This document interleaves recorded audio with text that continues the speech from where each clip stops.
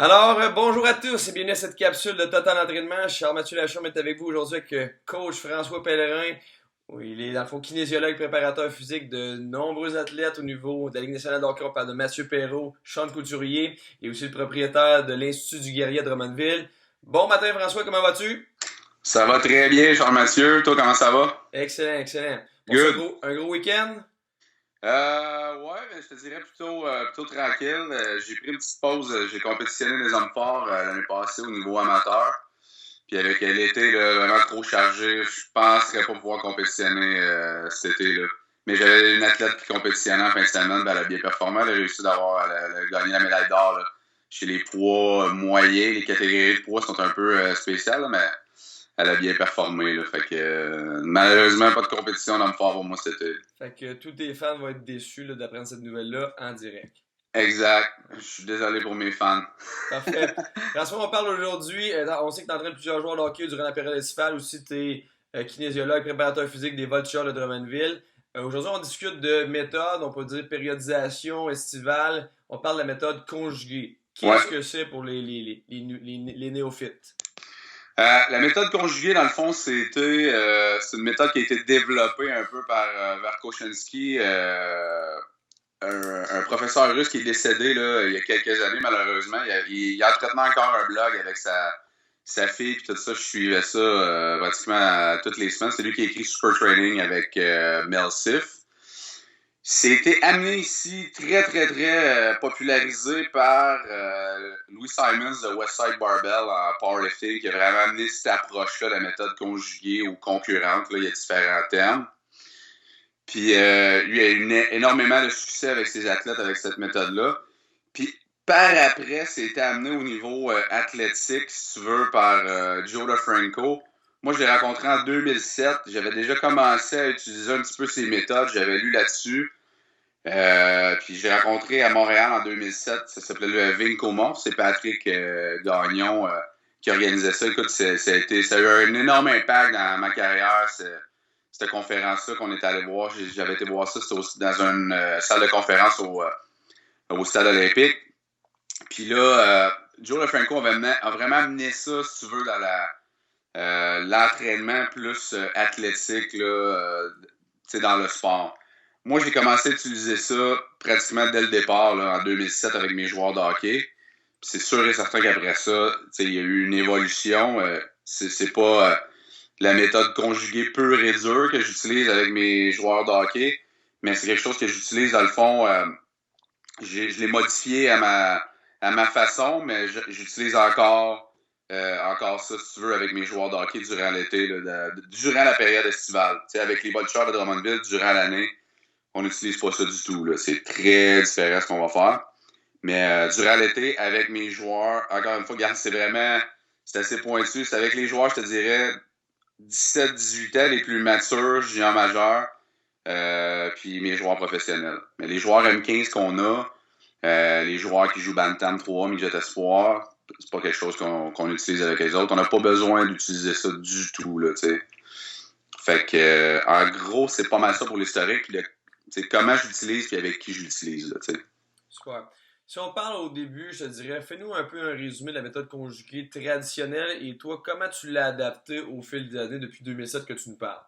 C'est traditionnel, là, c'est vraiment, on a une journée d'effort maximal du haut du corps, du bas du corps. Il y en a qui vont la placer à différents moments durant la semaine. Puis une journée d'effort dynamique, on va dire de puissance, dynamic effort training, 2 fois par semaine, donc haut et bas du corps. Comment moi je l'ai adapté avec les joueurs de hockey, c'est que j'ai vraiment divisé ma semaine. Puis je trouve que c'est la meilleure façon avec les joueurs de hockey. Il y en a beaucoup qui vont dire, bon, le lundi, il arrive la fin de semaine, ça va être ton training le plus important. Moi, mon training le plus important, c'est mon effort dynamique. Puis je vais le faire le mardi. Parce que la fin de semaine, je ne sais pas ce que les joueurs ont tout fait. Ils ont fait le party en fin de semaine. Ils ont rien fait.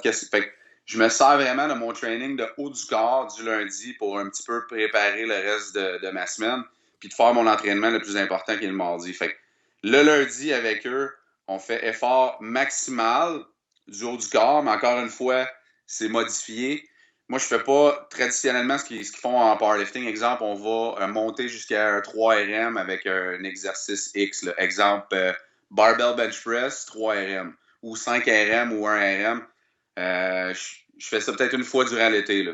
Une fois, c'est tout. Parce que le reste du temps, je trouvais que la plupart des joueurs, c'est pas des dynamophiles, c'est pas des powerlifters. Fait qu'ils sont pas assez forts. Fait que de faire, exemple, monte à 3 RM au bench, tu fais pas un gros volume là, d'entraînement. Là, tu sais. Fait que j'y vais beaucoup plus avec un effort perçu. Fait que ça m'assure, exemple, d'avoir un volume qui est acceptable. Fait qu'on va faire vraiment, mettons, je dis le bench press, mais ça va être un autre exercice, là, mais on va avoir un volume qui va être vraiment beaucoup mieux calculé, si tu veux. Là, t'sais. Fait qu'exemple, on va faire 4 séries de 7 à 7 d'efforts perçus. Fait que ça va me donner 28 répétitions à un certain volume. Tandis que je fais 3 RM, quelqu'un qui n'est pas fort, exemple, au bench, ben, je bench la barre, un 10, un 25, puis là, je max à une plaque. Ça ne me fait pas un gros volume. T'sais. Ça, c'est un exemple pour l'effort maximal du haut du corps. Effort dynamique ou Excuse, Frank, de puissance. t'interrompre. Effort maximal avec tes joueurs, est-ce qu'il y a une progression? Là, tu me parlais des 17-19. Jusqu'à où tu descends et de où tu pars? Est-ce que tu pars ta périodisation, par exemple, de 10 RM, 4 séries de 10, et tu me progresses ça de semaine en semaine vers où Un tu, petit, où tu ouais, un petit peu plus, mais c'est rare. Écoute, des séries de 10 à 8. 6 à 7 répétitions, puis on va baisser, mais il y a certains blocs, tout dépendant justement de l'athlète, il y a des blocs qu'on va retourner à faire des 6-7 répétitions. Là. Mais je te dirais en général, euh, pour, euh, pour les joueurs les plus avancés, on va garder ça. Le target va souvent être 4 à 5 répétitions. Là, fais? Et pour, là, tu me parlais de ton effort perçu, ta perception d'effort, RPE, ouais, Rate of Perceived Effort. exact. Est-ce que cela va progresser aussi? Là, on parlait d'un set de 4 séries de 7, par exemple, à 7 de perception. Est-ce que cela grimpe au fil des semaines? Oui, on va le faire grimper, puis durant la saison, là, avec les voltigeurs, ça va rester pas mal stable. T'sais. On va aller chercher un 8 d'effort peut-être une fois durant l'année, mais ça va rester à 6-7. Puis à 6-7, là, écoute, c'est du stock. C'est avec l'horaire que les autres ont. Là. Mais durant l'été, 8, 9, c'est sûr qu'on va augmenter. Mais ce qui représente un gros défi, c'est toujours de. Parce que moi, j'ai pas le contrôle sur tout ce qu'ils vont faire. T'sais. Il y en a déjà, puis les joueurs de hockey d'un haut niveau, ils vont jouer au hockey déjà là, des fois 2, 3, 4 fois par semaine. Là. Moi, j'ai un joueur, exemple, qui s'en va en Europe dans 2 semaines. Là. Fait que lui, il est vraiment en mode là, peaking. Il s'en va dans la Ligue des champions en Autriche. Fait que il est beaucoup, beaucoup de volume sur la glace. Là. Il va à Trois-Rivières, justement. Sur la glace 2 à 3 fois par semaine. Il patine le mardi soir avec les joueurs. Fait que, dans le gym, là, on est déjà, on baisse parce que sinon, écoute, lui, il va partir, il va être brûlé, là. Fait que, c'est pour ça, on n'a pas le choix d'ajuster comme ça, là, ce que je vais faire avec lui. Fait qu'on va essayer de maximiser sa récupération, puis, parce que lui, il pique, là, il s'en va, puis il y en a, moi, je vais les avoir jusqu'au mois d'octobre, là, pratiquement. Fait que, tu sais, c'est toujours ça, là, c'est la beauté d'organiser l'entraînement et d'individualiser le plus possible, tu sais. C'est super intéressant qu'est-ce que tu parles parce que souvent on a tendance les kinésiologues toujours mettre ça au fond, les ondes, donner tout ce qu'on a, aller souvent à l'échec musculaire. Mais là, tu nous parles aujourd'hui que des fois, il faudrait faire l'inverse de déloader un peu l'athlète, diminuer l'intensité pour permettre que ses résultats soient vers le haut et non vers le bas. Ouais, parce que ben là, on parle vraiment de joueurs de hockey professionnels. Là, parce que le plus important pour lui, c'est ce qui va se passer sur la glace. À ce niveau-là, avec le bagage qu'ils ont, avec la force, l'explosion, puis toutes les qualités athlétiques que tu peux nommer, ça va rester la glace qui va être le plus important pour eux autres, versus un jeune de 12, 13, 14, 15 ans, parce que les autres, c'est tout le contraire. Là. Fait que, tu sais, on va minimiser les stresseurs, on va essayer de prévenir les blessures le plus possible, puis que l'athlète se sente vraiment à son maximum là, quand il va partir là, pour sa saison. Là, Parfait. Parlons un peu d'une journée type. On pourrait dire, fais-moi un exemple d'une journée type, max effort, effort maximal. Qu'est-ce que ça veut dire peut-être pour les néophytes? Et parle-moi un peu du dynamic effort. C'est quoi la différence si je suis un néophyte pour les méthodes Ouais. conjuguées, j'ai un bon background en entraînement? Comment on l'applique? OK. Effort maximal, là, tu vois, moi j'ai beaucoup modifié ça, mais si c'est un powerlifter, un dynamophile, si tu vas à effort maximal, on prend un exercice X. soit du bas ou du haut du corps. Fait que là, j'ai parlé beaucoup du haut, mais mettons, on va prendre le bas du corps. On va faire du deadlift avec un déficit, exemple, avec un bloc de 2 pouces. Ton objectif va être d'aller à un effort maximal, exemple, de 2 ou 3 répétitions maximum, ou même une répétition max. Là. Souvent, les powerlifters dynamophiles d'un haut niveau, ils vont aller à une répétition maximale. T'sais. C'était très controversé parce qu'il disait, tu sais, tu vas avoir plus de résultats avec des dynamophiles qui utilisent beaucoup d'équipements, des sauts de bench, des sauts de squat, etc. Mais moi, j'ai vu des super bons résultats aussi avec des athlètes qui utilisent rien de ça. Mais ça, c'est pour un dynamophile. Puis son objectif va être d'aller chercher une répétition max. Mais comme je te disais tantôt, c'est qu'un joueur de hockey ou un athlète, ils squattent pas 600-700 livres, eux autres. Ils benchent pas 400, 450.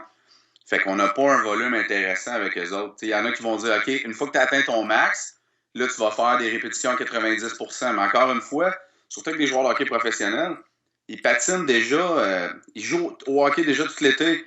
Fait que je trouve qu'ils sont c'est trop taxant pour eux autres de faire ça. Fait que, c'est pour ça que je vais plus avec un RPE. Puis des fois, durant l'été, on va tester nos max, mais même encore avec des pros, là, pas vraiment besoin de faire ça avec eux autres, là, tu sais. Puis pour ce qui est de dynamic effort training, moi j'utilise là, avec mes pros haut niveau pratiquement que de la méthode contraste avec eux autres. Là. Fait que au lieu d'utiliser pur et dur, exemple, squat à 50% de ta charge maximale, tu vas faire, exemple, 8 séries de 3 le plus vite possible, le plus explosif possible. Moi, je vais combiner souvent une variation soit de sprint ou de saut avec mon squat que je vais faire, mais très rapide. T'sais. Toujours avec une technique A1, forme A1, mais on va aller vraiment autour de 60%, puis on va aller vraiment le plus explosif possible. Là, on va coupler ça avec soit une variation des sauts et des sprints. Puis ça, durant l'été, on augmente tout le temps l'intensité de ces exercices-là. Fait que où je vais utiliser des sauts par-dessus des haies, des death jumps, etc., c'est vraiment, plus l'été va avancer, plus on va augmenter l'intensité de ces stresseurs-là, des différents sauts qu'on va faire. Surtout pour le bas du corps, tu sais. Au début de l'été, ça va être vraiment à basse intensité. Cet été, avec mes pros, la première chose que j'ai faite quand ils sont arrivés, on faisait que des atterrissages sur tapis de gymnastique. That's it. Aucun saut. Tout ce qu'ils faisaient, c'est qu'ils atterrissaient, puis on faisait même pas de saut. Zéro, là.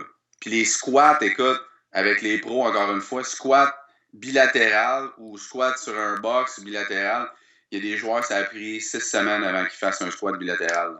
On faisait que du mouvement unilatéral. Back lunge, step up, split squat, etc. Parce qu'écoute, ils sont tellement maganés de leur saison, là. Leurs articulations me remercier. Là. Puis, moi, j'ai l'avantage d'avoir des tapis de gymnastique au gym. Fait que tous nos sauts qu'on faisait ou nos atterrissages, on le faisait sur ces tapis de gymnastique. Mais là, plus l'été avance, plus on augmente nos stresseurs. À ce moment-ci, si je prends l'exemple d'hier, là, on fait des sauts par-dessus des haies avec changement de direction.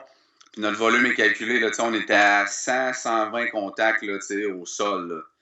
Fait que, puis on coupe ça avec un exercice de squat. Là. Puis même souvent, on va faire un sprint. T'sais, quand j'ai un groupe de 5 athlètes, je vais commencer avec un sprint résisté, exemple avec un traîneau ou une sled ou peu importe. On s'en va au saut. Après ça, on fait les squats, puis on tourne comme ça. Là. Puis ça garde l'entraînement dynamique. Dynamic effort training, mais ça garde le tempo de l'entraînement vraiment dynamique. Là, une fois que ça c'est fait, c'est le quart de ma séance, si tu veux. Après ça, on va faire des exercices de prévention de blessures ou on va travailler les faiblesses de certains joueurs. Fait que je vais te donner un exemple. La plupart des jeunes dans la chaîne postérieure, écoute, c'est vraiment, vraiment faible, mais les pros, de plus en plus, les ischio-fessiers lombaires, c'est moins problématique. Puis justement, vu qu'ils sont beaucoup plus forts, on va faire attention.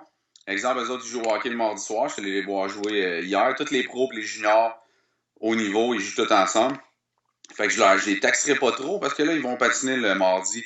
Je veux qu'ils soient primés et qu'ils se sentent bien quand ils vont aller sur la glace. Puis qu'ils puissent pratiquer leurs habiletés à 100% puis qu'ils se sentent bien, qu'ils ne développent pas des mauvaises habitudes. T'sais. Fait que tout ce qui est trop taxant, on va l'éliminer, on va faire des choses qui vont être beaucoup moins taxantes. Là. Fait qu'après ça, on fait des exercices de prévention de blessures. Ça peut être, écoute, j'en ai pas. On va faire hip thrust, glute bridge. On va travailler le cou. On va faire des abdos, mais à basse intensité. On fera pas, des gros mouvements puissants en rotation. T'sais. Je vais faire des variations, des planches 2 à 3 fois par semaine avec eux autres. Fait que, vraiment minimiser là, le plus possible les risques de blessure, les différents stresseurs. Versus des joueurs qui sont un petit peu plus jeunes, que j'ai eu hier, mais eux autres en accessoires, c'était glute ham raise, etc., etc. Beaucoup plus taxant. Mais eux autres, hier soir, ils faisaient rien, ils se reposaient. Là. Fait que c'est ça, c'est vraiment différent, là. Différent pour chacun des niveaux et des âges là, que je vais avoir. Là. D'accord. Parle-nous un peu des bénéfices de cette méthode-là. À quoi ça peut m'apporter? Il y en a peut-être qui sur l'été qui s'entraînent plus en type de powerlifter. Pour même les athlètes, il y en a peut-être qui s'entraînent même en type de bodybuilder, plus de volume. Parlons un peu des types de fibres. Qu'est-ce que ça va venir changer de venir activer la zone de puissance, la zone de force, au niveau du schéma de la courbe de force, on pourrait dire? Ben, tu sais, c'est ça, les gros avantages que tu vas avoir, c'est que tu vas pouvoir travailler vraiment ta puissance, là, tu sais, tes fibres, tu parles de fibres, tu vas pouvoir travailler tes fibres rapides. Puis, chez certains joueurs de hockey, c'est quelque chose qui est vraiment, vraiment pas... ils ont pas beaucoup de fibres rapides. Tu sais, j'ai certains joueurs de hockey, là, c'est des machines d'endurance, mais, écoute, fibres rapides, puissance, c'est un petit peu plus difficile. Tu sais, il y en a, je sais pas si tu connais un petit peu le test 35, je vais te donner un petit peu... tu sais, j'ai des joueurs de hockey au 35, ils vont pratiquement terminer le test. Mais ils ont un saut en longueur, sans élève, d'à peu près 2,30 m. Quand on veut 2,70 m, 2,80 m, quasiment, j'ai des sauts en longueur sans élève de 3 mètres. Là. Puis des sauts latérales de 2,30 m et plus sur une jambe. Là, t'sais. Fait que tu vas vraiment pouvoir travailler ces fibres-là. Fait que un joueur qui va juste travailler à bodybuilding, de moins en moins, par exemple. Mais dans mes premières années avec les voltigeurs, je voyais des joueurs, c'est tout ce qu'ils avaient fait. Là. C'est de l'entraînement de bodybuilding. Ils n'avaient fait aucun travail des filières énergétiques. Ils n'avaient pas travaillé du tout leur puissance. Tout ce qu'ils faisaient, c'est... exemple, là, l'hardy, c'était chest bicep. Là. Ben, ces gars-là n'ont jamais joué une game junior majeure. Là, zéro. Là. Fait que les avantages, c'est qu'ils vont pouvoir travailler que ta puissance tout au long de l'été. Mais, tu sais, le gros avantage, c'est que, selon moi, tu as une variété pratiquement infinie d'exercices et de possibilités que tu peux faire durant ton entraînement. Fait que même si j'ai des joueurs de différents niveaux, je peux avoir un joueur midget avec un joueur pro dans le même entraînement. Je vais être capable de modifier quand même assez rapidement, puis sans trop de problèmes, l'entraînement pour les deux, puis d'être capable que les deux maximisent leur entraînement, puis qu'il n'y ait pas personne qui soit pas dans son niveau, là, si tu veux. Là, mais écoute, moi, les résultats que j'ai eus avec ça, versus utiliser des mouvements dynamiques avec barre, avec les sauts, avec les lancers de medicine ball. Si je regarde, souvent au hockey puis au football au Québec, on utilise beaucoup d'haltérophilie. Là. Ça pourrait être sur un autre débat, là, mais moi, je n'utilise pas d'haltérophilie avec les joueurs de hockey. Mais si je regarde les sauts en longueur sans élan de mes athlètes versus des préparateurs physiques qui font de l'haltérophilie, écoute, j'ai des améliorations des fois de 30 à 35 cm sur un saut en longueur sans élan et plus durant l'été, puis on fait, je fais pas d'haltérophilie, là, J'ai eu des joueurs qui ont fait 3 mètres. J'ai 2 joueurs que j'ai entraînés, moi, qui ont fait plus que 3 mètres, 3 mètres 7, 3 mètres 24 au saut en longueur sans élan, puis on fait pas d'haltérophilie du tout, là. Je te dis pas que tu peux pas le faire, je te dis juste que moi, je trouve que d'enseigner les sauts, les lancers, puis les mouvements dynamiques avec barre, ça me donne plus de rentabilité en peu de temps que j'ai, dans le fond. Parce qu'il y en a que j'ai 10 semaines versus... si tu as une équipe de football, des préparateurs physiques d'une équipe de football, que tu les as 12 mois par année, là, c'est bien différent. Là, mais en même temps, il y en a qui ont beaucoup de succès avec ça, l'haltéro. Mon collègue Nicolas Roy, que tu as eu en entrevue, il fait de l'haltérophilie avec ses joueurs, puis à toutes les fois qu'il m'envoie des joueurs avec les voltigeurs, que j'ai rien à dire sur la préparation de physique des athlètes qu'il m'envoie. Là, mais en même temps, c'est plusieurs chemins qui mènent à Rome. Moi, c'est pas mal celui-là que j'ai utilisé au fil des années. T'sais. Parfait. Parlons un peu du nombre d'exercices pour une séance type. Est-ce que c'est 4, 6, 8, 10, 12?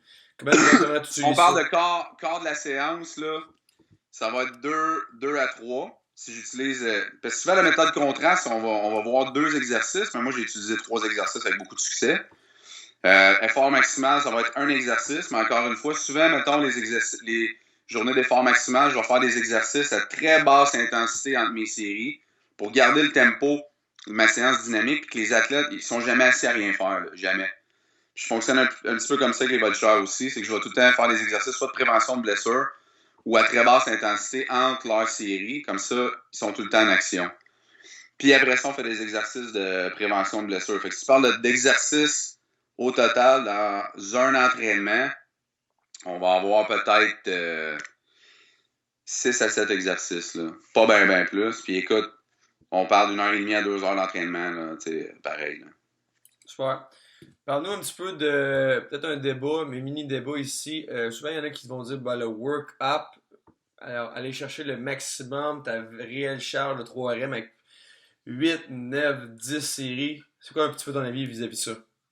C'est bon si t'es un dynamophile, mais si t'es un joueur de hockey ou un athlète, je suis vraiment pas un gros fan. Là. Vraiment pas un gros fan. Puis en même temps, c'est ça, il y a différentes façons de le faire. Il y en a qui vont avoir beaucoup de succès, mais je te dirais, si on parle juste de dynamophilie, ce que moi j'ai vu au gym, il y en a quand même plusieurs qui en font, là. La périodisation en bloc, c'est beaucoup plus efficace que de monter jusqu'à un 3RM. Puis souvent, ton volume n'est pas toujours. Ton volume et ton intensité n'est pas toujours nécessairement calculé. Fait que je pense que la périodisation en bloc plus efficace pour les dynamophiles. Mais en même temps, c'est ça. Il y en a qui ont eu du succès avec ça aussi, là. Mais puis, c'est ça. C'est sûr que c'est challengeant, c'est le fun de tout le temps monter à des max.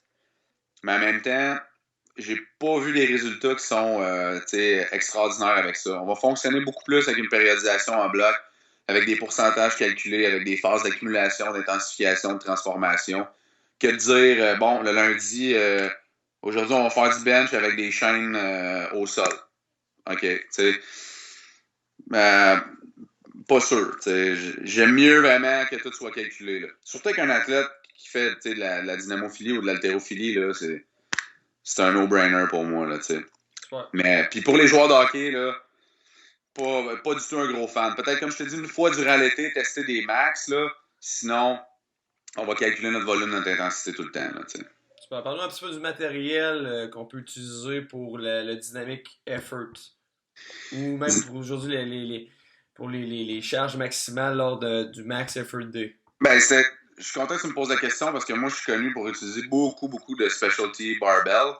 Puis les gros avantages, ben, si tu parles de matériel, bon, toutes les barres spécialisées. Medicine ball. On n'a pas parlé beaucoup aujourd'hui, mais j'utilise des medicine balls 2 à 3 fois par semaine. J'utilise ça intensivement. J'utilise les boîtes pour sauter. J'ai des foams, des boîtes en foam. J'utilise moins les boîtes en bois. J'essaie de remplacer ça tranquillement, pas vite. Ou les bonnes vieilles boîtes en métal que les gars se déchiraient tous les tibias là-dessus. Avec des protèges. Des protèges tibias au niveau pour les joueurs de soccer. Ah ouais, écoute, j'ai vu des tibias assez charcutés dans ma carrière. Mais les haies, beaucoup de sauts par-dessus les haies. J'utilise aussi beaucoup le traîneau maintenant. Moi, j'ai un crawler 2 de Elite Fitness. C'est pas le meilleur crawler que j'ai utilisé. On va faire beaucoup de sprint en accélération avec ça. Puis il y a beaucoup de joueurs de hockey d'un haut niveau, ils vont me dire qu'ils ont vu un bon transfert.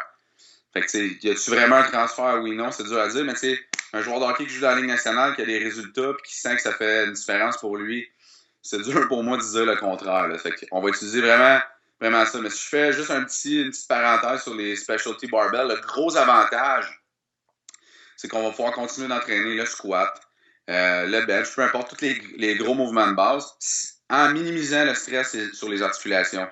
J'utilise la safety squat bar, qui est une barre, dans le fond, avec un pad que tu vas avoir, où tu ne places pas tes épaules en rotation externe. Fait que tu prends l'exemple d'un joueur comme Sean Couturier, qui a eu une grosse blessure à l'épaule, un acromioclaviculaire, qui s'est fait frapper, son épaule a coincé sur le bord de la bande.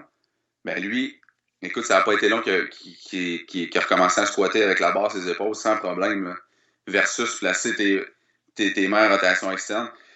Tous les athlètes qui pratiquent des sports overhead, j'ai un joueur de tennis, même affaire, il fait jamais de squat avec une barre droite. Jamais. Bench, on enlève ça, du tout, là, tu sais. Puis j'utilise aussi beaucoup la barre de bench avec les prises neutres, la Swiss bar ou peu importe comment on l'appelle, là. Mais c'est ça, j'utilise beaucoup, beaucoup de specialty barbell parce que je minimise beaucoup de stress, tu sais, je te reviens encore, prévenir les blessures, minimiser les stress. Fait que je vais utiliser beaucoup de barres qui vont minimiser le plus possible le stress sur les articulations. Parce que c'est pas des dynamophiles que j'entraîne, c'est des joueurs de hockey. Fait que j'ai pas besoin qu'ils soient bons à squatter ou bencher avec une barre droite. Pour moi, ça n'a aucune importance. Là, mais c'est des mouvements qui me donnent beaucoup de rendement. Fait que je vais les utiliser. Puis durant la saison, avec les voltis, même affaire. On va utiliser beaucoup, beaucoup des specialty barbell. Parce qu'on travaille les gros mouvements. Parce que j'ai pas beaucoup de temps avec eux autres. Fait que je maximise le temps que je passe avec eux autres, mais je minimise beaucoup les stress sur leurs articulations. T'sais. Super. Un gros merci, François. C'est malheureusement tout le temps qu'on avait. Yes! C'est très formateur, c'est super intéressant. Excellent. Puis je suis sûr qu'on aura la chance de se reparler très prochainement. Excellent! Un gros merci, Frank. Good. À la prochaine. Bye. Bye bye.